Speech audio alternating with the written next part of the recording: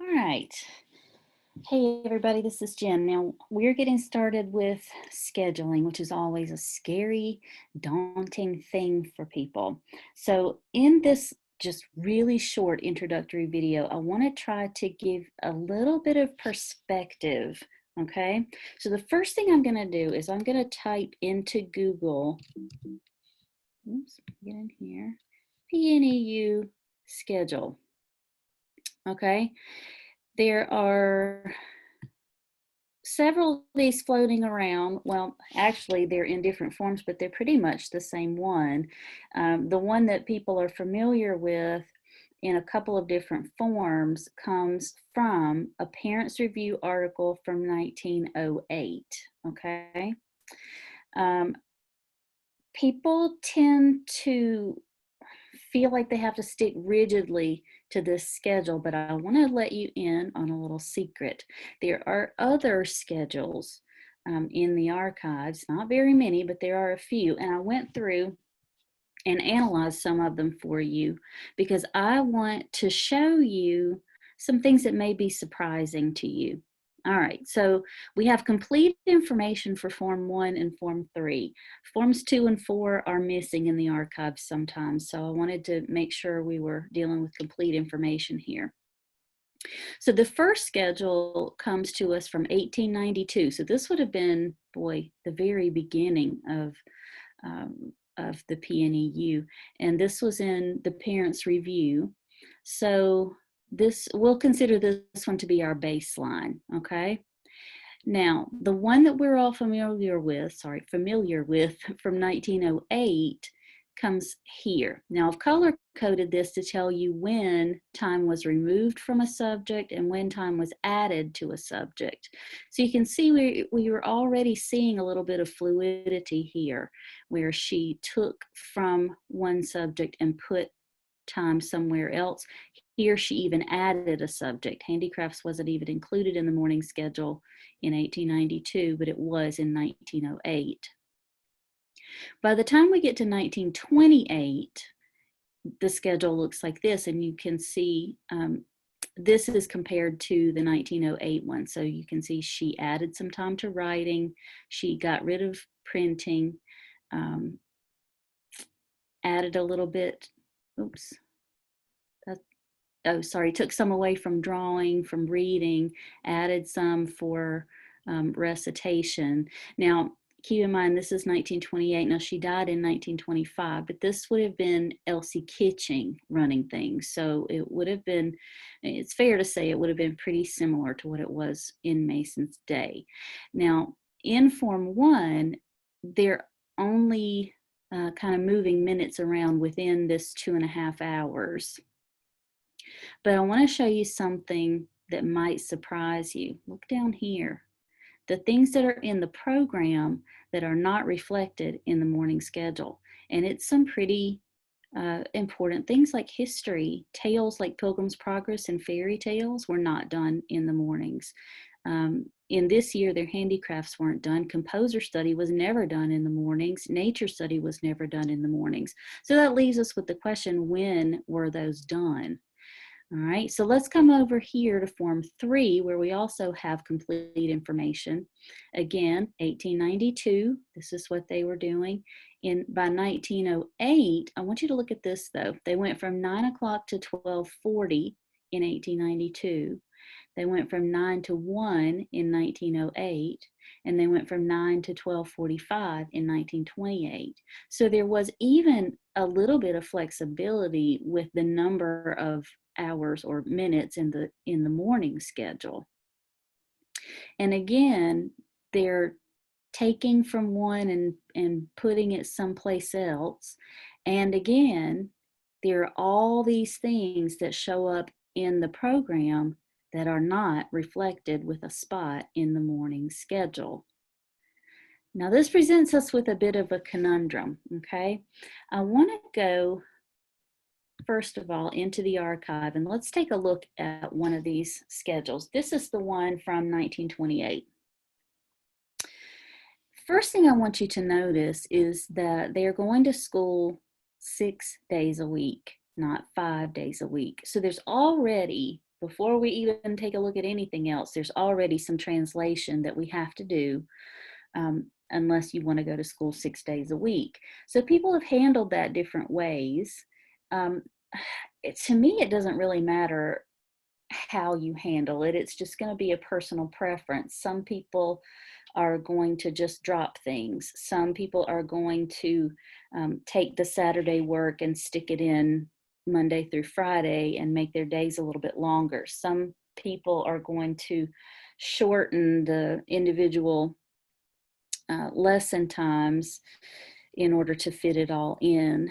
And you may have been doing a combination of all of those things. That's kind of what we have done, is a combination of those things, because we've kept things from Monday through Friday, but the stuff that we have on Saturday, you have to make a decision. Are you going to try to fit it in during the week? And if so, where? Where are you going to take minutes so that you can fit something else in? Or maybe you could put it in the afternoon. So going back to these things that are in the afternoon, well, these things that don't fit into the morning schedule, the question is, when were they getting done? Because we know that they were doing brush drawing and drawing. We know that they were reading ourselves, but they weren't doing it during the school day.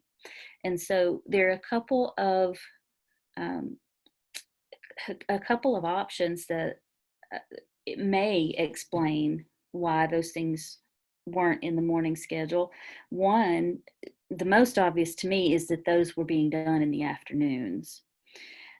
Now, for individual families, for individual schools, it would not be surprising to me to find out that either their morning lessons were extended to include these things, or that some of these were dropped, or that maybe they didn't follow this schedule all the time. Maybe they shifted. Maybe they included some of these things in the morning sometimes and had to bump something from the morning to the afternoon.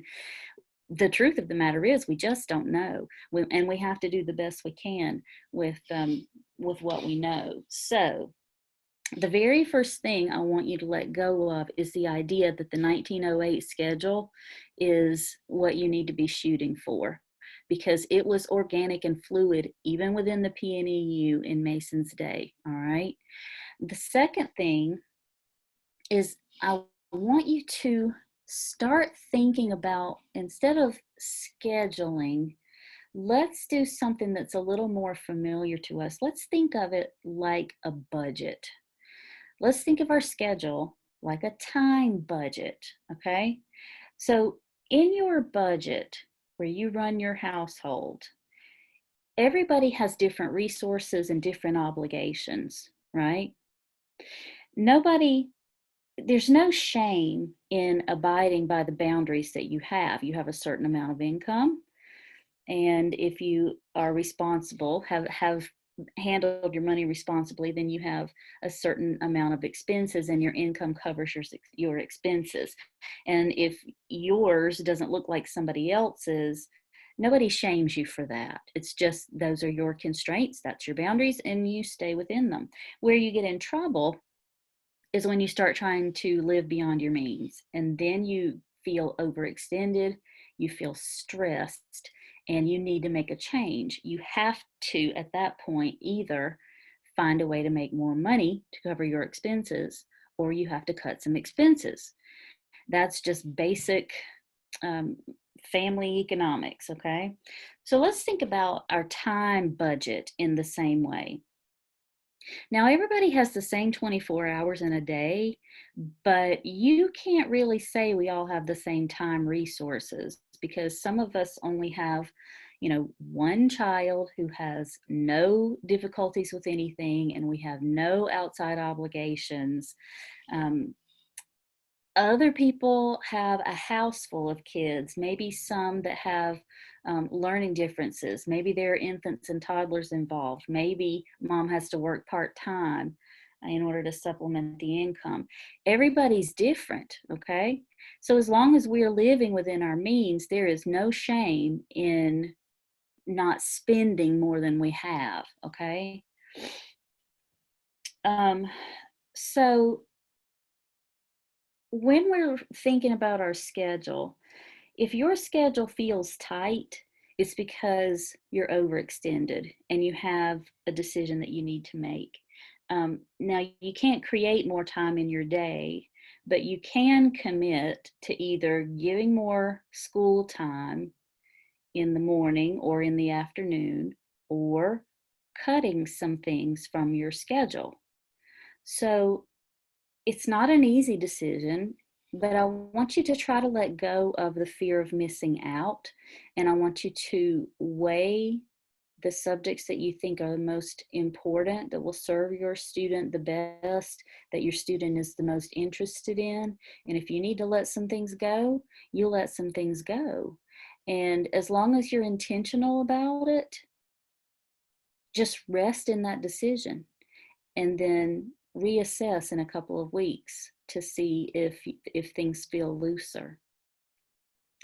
So those are just my introductory remarks as we get started thinking about your schedule. So I hope you found that helpful and liberating. I think it's very liberating to see that all those subjects that were in the programs, guess what? They didn't fit in the morning schedule in Mason's schools either. So happy decision making and happy scheduling.